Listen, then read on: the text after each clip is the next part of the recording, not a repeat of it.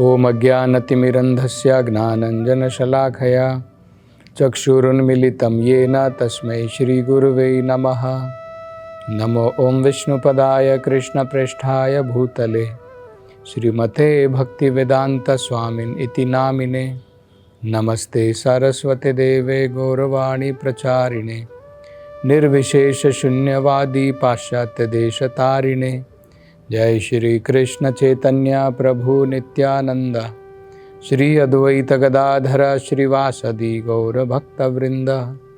हरे कृष्णा कृष्ण कृष्णा हरे हरे, हरे रामा राम राम हरे हरे।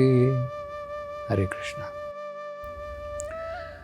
तो आगे सुखदेव गोस्वामी जी दंडाशुका नरक इसके बारे में बताते हैं। दंडाशुका नरक तो कहते हैं जो व्यक्ति हमेशा क्रोध में रहता है, ईर्ष्या करता है और उस क्रोध के कारण अन्य लोगों को, अन्य जीवों को कष्ट पहुंचाता है, इस प्रकार के व्यक्ति को यमदूत मृत्यु के उपरांत दंडाशुका नरक में लेकर के जाते हैं, जहां पर उसकी सजा क्या होती है। जिस प्रकार से सर्प हमेशा क्रोध में रहता है, क्योंकि ये व्यक्ति हमेशा इस प्रकार से क्रोध में रहता था, इस नरक में अनेकों प्रकार के सर्प होते हैं। किसी के 5 फण हैं, किसी के 7 फण हैं, और वो भयंकर रूप से इसको जो है काटते हैं और निगल जाते हैं। ठीक उस प्रकार से जैसे सांप एक चूहे को मार देता है और बाद में निगल जाता है। अगला नरक बताते हैं अवट निरोधन नरक। अवट निरोधन नरक, यहां पर उन लोगों को लाया जाता है मृत्यु के उपरांत जो जब उन्होंने अपना जीवन जिया उस समय में अगर वे किसी पशु, पक्षी या किसी अन्य जीव को हमेशा अंधकार में रखते हैं। कई बार लोग उनको गहरे कुएं में रखते हैं, कई बार अनाज के भंडार में रख देते हैं, कई बार गुफाओं में कैद कर देते हैं जानवरों को। तो इस प्रकार के लोगों को यमदूत जो है इस नरक में लेकर के आते हैं, जहां पर उसे अंधकार में अंधे कुएं में रखा जाता है। तो इसका नाम है अवट निरोधन नरक। और वहां पर उस नरक में क्या है, बिल्कुल जहरीली हवा रहती है, क्योंकि जिस प्रकार से बिल्कुल अंधकार में उसने जीवों को रखा था और उनका सांस घुटता था, इसी प्रकार से जहरीली विषैली हवा के कारण अब इस व्यक्ति का वहां पर दम घुटता है। तो इस प्रकार की यातना उसको इस नरक में झेलनी पड़ती है। अगले नरक का वर्णन करते हुए कहते हैं पर्यावर्तन नरक।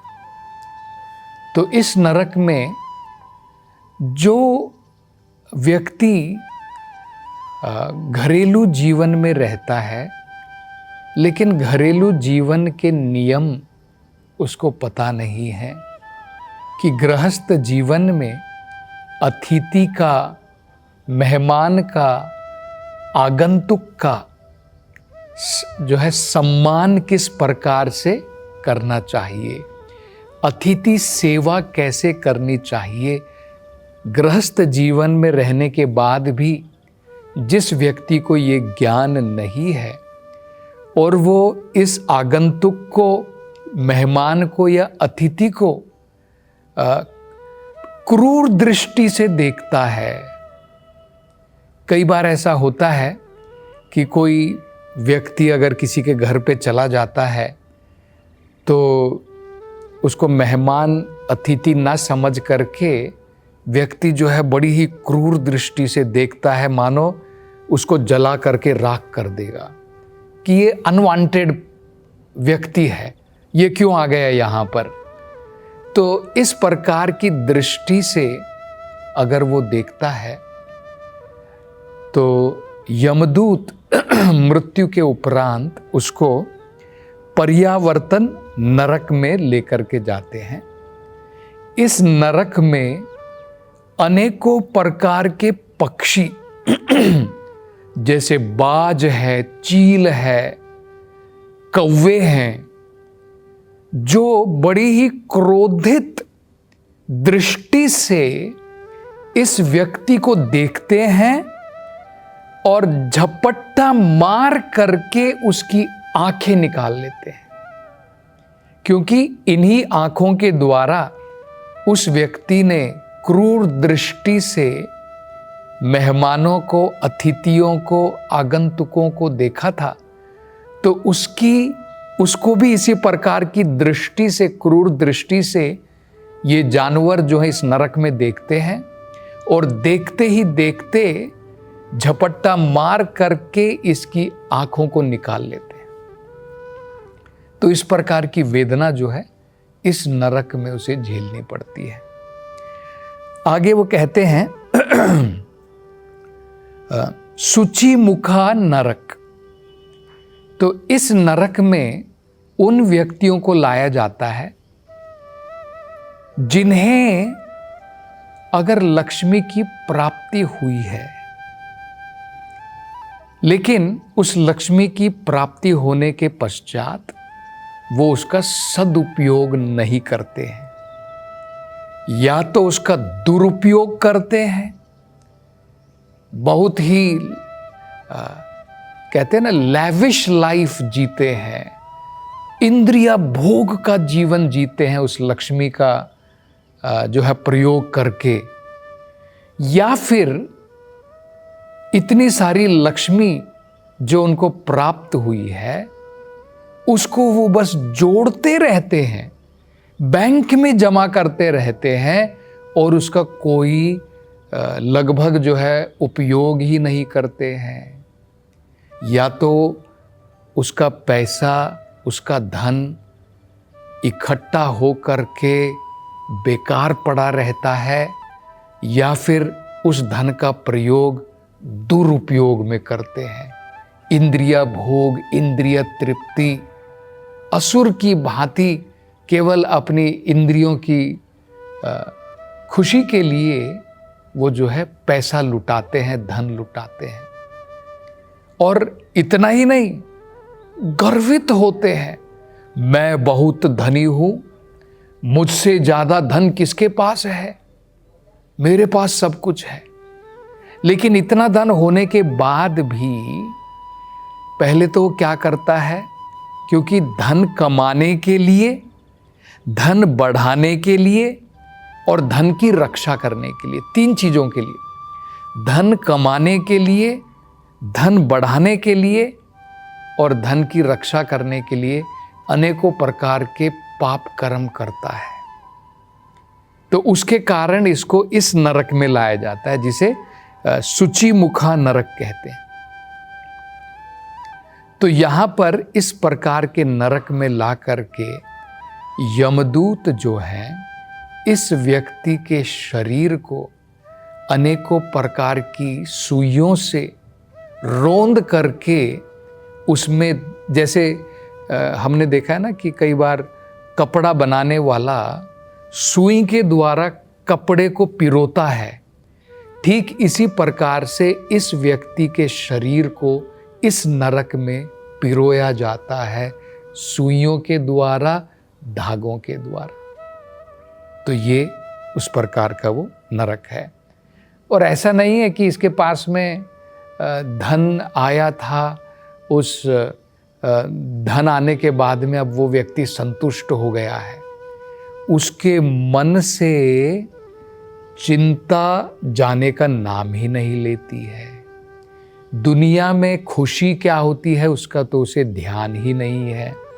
हमेशा डरा रहता है, यहाँ तक कि उसके जो सुपीरियर हैं उनसे भी डरता है कि कहीं ये मेरा धन ना ले ले।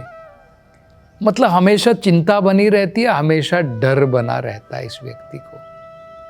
तो असल में देखा जाए तो वेदों के अनुसार तो बताया गया है कि हमें जरूरत से ज्यादा अगर हमारे पास में धन हो तो उसका सदुपयोग करना चाहिए। जितनी हमें जरूरत है अपने लिए, अपने परिवार के पालन के लिए प्रयोग करना चाहिए, जितनी जरूरत है। जरूरत से ज्यादा धन बटोर करके अहंकारी बनना, गर्वित बनना और उसका प्रयोग करना अनेकों प्रकार की, या तो उसको सड़ा देना, बेकार पड़ा रहेगा, वो पैसा बैंक में पड़ा रहेगा, किसी के काम का भी नहीं आता है, वैसा हो जाता है। या फिर उसका दुरुपयोग करना केवल इंद्रिय भोग के लिए। इस प्रकार का व्यक्ति ऐसे नरक में कष्ट भोगेगा। अन्यथा सदुपयोग क्या होता है? जिस व्यक्ति को ज्ञान है उसे पता है कि भाई लक्ष्मी नारायण की सेवा में लगानी चाहिए। सहस्र लक्ष्मी शत संभ्रम सेव्यमानम। वेदों में बताया है कि सहस्र लक्ष्मी जो है भगवान की, नारायण की सेवा में हमेशा लगी रहती है वैकुंठ लोक में। तो भक्त की मानसिकता क्या होती है, उसका दृष्टिकोण क्या होता है? वेदों के अंदर में बताया है, ईशावास्यम इदं सर्वं यत् किंच जगत्याम जगत तेन त्यक्तेन भुंजिता माग्रद कस्य स्विद धनम। क्या बताया है ईशोपनिषद में? ईशावास्यम इदं सर्वम, जो भी कुछ हम इस संसार के अंदर में देखते हैं, ईशावास्यम इदं सर्वम, ये सब भगवान का है, ईशा का है। यत् किंच जगत्याम जगत, पूरे जगत में आप जो भी देखते हैं सब कुछ भगवान का, मेरा तो नहीं है। ये पानी मेरा नहीं है, ये धरती मेरी नहीं है, सब कुछ मैं तो यहाँ पर कहते हैं ना, खाली हाथ आते हैं खाली हाथ जाते हैं। हमारा तो कुछ नहीं है, सब कुछ प्रकृति के द्वारा। प्रकृति क्या है? भगवान की शक्ति है, तो सब कुछ भगवान के द्वारा दिया गया। तेन त्यक्तेन भुंजिता, उतना हमें प्रयोग करना चाहिए जितनी हमें जरूरत है। ये बहुत महत्वपूर्ण है। तो ब्राह्मण कहा जाता है, ब्राह्मण क्षत्रिय वैश्य ये धन कमा सकते हैं। ब्राह्मण तो धन नहीं कमाता है। ब्राह्मण के पास में जैसे ही धन आता है वो दान दे देता है। ब्राह्मण को दान मिलता है, जितनी जरूरत है प्रयोग करता है, बाकी दान में दे देता है। क्षत्रिय क्या करता है? क्षत्रिय जो है टैक्स वसूल करता है। राजा क्या करता है? कर वसूली करता है, लेकिन कर वसूली करके अपना खजाना नहीं बढ़ाता है, अपनी इंद्रिय भोग में नहीं लग जाता है, जनता की सेवा में लगाता है। कभी भूखमरी आ गई, कहीं पर बाढ़ आ गई, उसके लिए प्रयोग करता है, आपातकालीन स्थिति के लिए प्रयोग करता है, या फिर यज्ञ करवाता है लोगों की भलाई के लिए। तो इसी प्रकार से वैश्य भी जो है धन का सही उपयोग करता है। शूद्र उसे कहा जाता है, शूद्र कोई जाति नहीं है, शूद्र उसे कहा जाता है जिसे जीवन का मूल्य नहीं पता है, वो शूद्र है। जिसे जीवन का मूल्य पता नहीं है तो वो क्या करता है? इस प्रकार के व्यक्ति को धन मिलने के बाद में उसका दुरुपयोग करता है, या फिर उसको रख करके जो है खराब करता है, किसी के भी काम का नहीं रहता है। तो धन का सही प्रकार का उपयोग जो है वो व्यक्ति समझ सकता है जिसे ये ज्ञान है कि लक्ष्मी नारायण की सेवा में लगानी चाहिए। यही हम देखते हैं, यही मानसिकता थी हनुमान की। तो लक्ष्मी को नारायण की सेवा में लगाने का मतलब क्या है? भगवान कृष्ण इस धरती पर धर्म की स्थापना के लिए आते हैं। तो धर्म का प्रचार करने के लिए, धर्म की स्थापना करने के लिए, कृष्णा भावनामृत को लोगों को बांटने के लिए हम अपने धन का प्रयोग कर सकते हैं। वो सही धर्म का, धन का प्रयोग जो है धर्म के लिए होता है। और उसमें कोई मनाही नहीं है कि जो हमें अपना जीवन चलाने के लिए जो हमारी ज़रूरत है वो उसका प्रयोग हम कर सकते हैं। ज़रूरत से जो ज़्यादा है उसका क्या करेंगे? इंद्रिया भोग करके या उसको इकट्ठा करके हम गर्वित हो जाएं या फिर उसका दुरुपयोग करें तो कोई फायदा नहीं है। उसकी जगह में उसका सदुपयोग करना चाहिए। तो यही हम देखते हैं, यही मानसिकता दृष्टिकोण जो है हनुमान जी हमें सिखाते हैं। और दूसरा दृष्टिकोण है रावण का। देखिए ये दोनों अलग अलग है। भक्त का और अभक्त का दृष्टिकोण अलग होता है। भक्त क्या चाहता है? वो हमेशा चाहता है हनुमान जी की भांति कि सीता माता या लक्ष्मी और सीता माता में कोई अंतर नहीं है, वही लक्ष्मी है। तो वो हमेशा चाहता है कि सीता माता हमेशा भगवान राम की या लक्ष्मी हमेशा नारायण की सेवा में बने रहे। लेकिन रावण जैसा असुर व्यक्ति क्या चाहता है? राम नहीं चाहिए, मुझे सीता चाहिए। सीता का अपहरण करके भोगना चाहता है। ये आसुरिक वृत्ति है। तो दोनों में बहुत अंतर होता है। इस प्रकार के व्यक्ति को जो है इस प्रकार के नरक में तड़पाया जाता है। वहाँ पर वो जो है अनेकों प्रकार के कष्ट भोगता है। तो आगे अब सुखदेव गोस्वामी जी क्या बताते हैं, इसकी चर्चा हम अगली कथा में करेंगे। हरे कृष्णा।